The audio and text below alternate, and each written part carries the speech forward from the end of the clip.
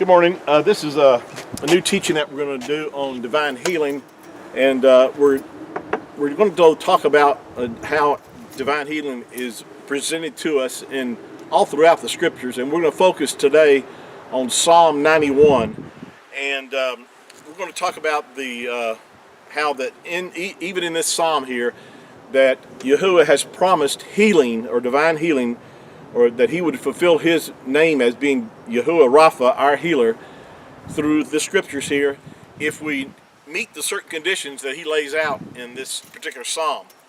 And so we're going to talk about that, not only in this session, but probably for 2 or 3 more sessions, and because it'll take that much to cover everything in Psalm 91. It's a beautiful psalm. It's just, not only for divine healing, but for other aspects of your life, for your protection, for Yahuah delivering you from all kind of evil. I mean, there's so much promise in this psalm here that you ought to memorize Psalm 91, that you could just quote it and say it out loud and think about it, meditate upon it during the daytime, because it will build faith in your heart. It'll bring rest upon you. It'll bring peace upon you. So I'm going to start reading in verse 1 of Psalm 91.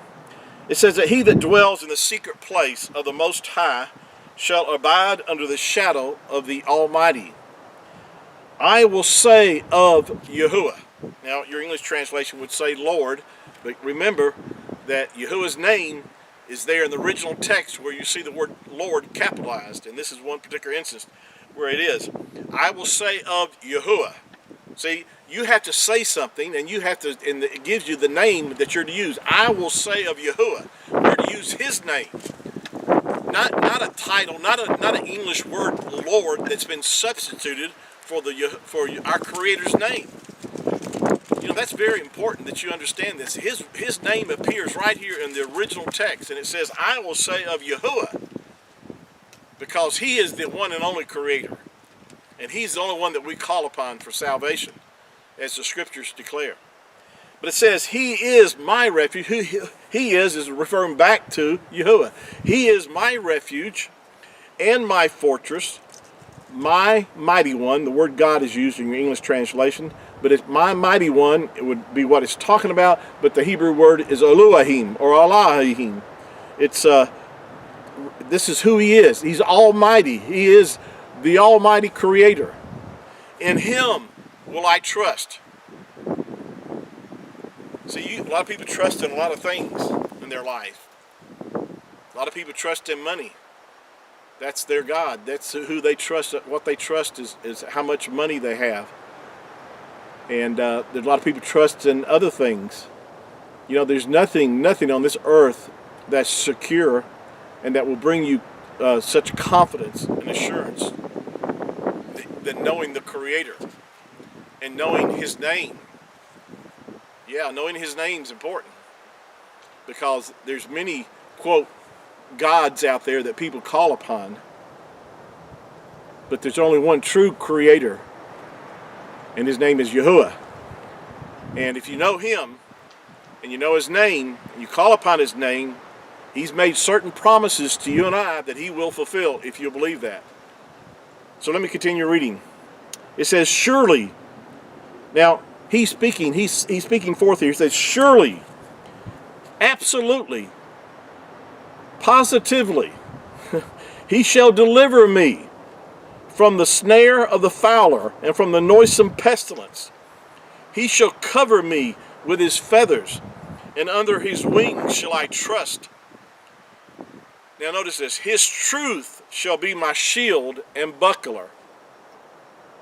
Now, what this is talking about is the word is the truth. Remember me quoting from John, the Gospel of John, chapter 17, verse 17, where the Messiah or Yahusha said, Father, separate them or sanctify them through your truth. Your word is the truth. So whenever you think about truth, think about the word of Yahuah. Think about the scriptures. Think about what he has said, and think about that's being truth. See, it shall be your shield, his truth, Yahuah's truth, shall be your shield and your buckler. In other words, it'll be what sustains you. It will protect you. Then verse 5 says, you shall not be afraid for the terror by night, nor for the arrow that flies by day. You know, a lot of people go to bed at night and they have a hard time sleeping because they live in constant fear of what tomorrow may bring or what the future may bring. But you know, when you know Yahuah and you know his promises and you know his word, the scriptures declares in the book of Isaiah or Yahuah chapter 26, I believe, verse 3, says, you will keep him in perfect peace, whose mind is stayed on you because he trusts in you. That's a powerful verse. I believe that's Isaiah 26, verse 3. I could be wrong, but you can look it up later. But it does state it in the book of Isaiah or Yahuah that he will keep him in perfect peace or shalom. He will keep him in perfect completeness or wholeness, settledness, at peace upon you, whose mind is stayed upon Yahuah or upon his word. See, your mind can't stay upon Yahuah unless your mind is reflected upon what his word is. You can't separate Yahuah from his word. In the beginning was the word, and the word was with Yahuah, and the word is Yahuah. You can't separate them. They're the same. The Aleph and the Tav, it's the same. Him and his word are one. So when you meditate and think about his word, it brings upon you perfect peace, and it will cast out fear. And it says, he that feareth is not, this is stated over, I believe, in 1 John. It says, he that feareth is not made perfect in love. Now what that's talking about is that if you're living a life of fear of what's going to happen tomorrow, fear of your future, fear of sickness and disease, fear of poverty, fear of lack, fear of accidents or tragedy coming into your life, your children, something happening to them. If you allow fear to dominate your life and control your thinking, Job said, the thing I have greatly feared has come upon me. Fear had grabbed hold of Job, and fear took hold of his life, and it was the avenue to which Satan could come against, or Shaitan could come against him and destroy his life. And it'll destroy your life if you allow fear to control your life. The scriptures declare in 2 Timothy chapter 1, I believe verse 9, Yahuah has not given us the spirit of fear, but of power, love, and of a sound mind, a mind that thinks clearly, a mind who is stayed upon him and upon his word. Now you might say, how's this into divine healing? Well, haven't gotten there yet, but we are going to get in the verses that talks about that. But there's so much to say, and there's so much that's just going to benefit you in the same manner.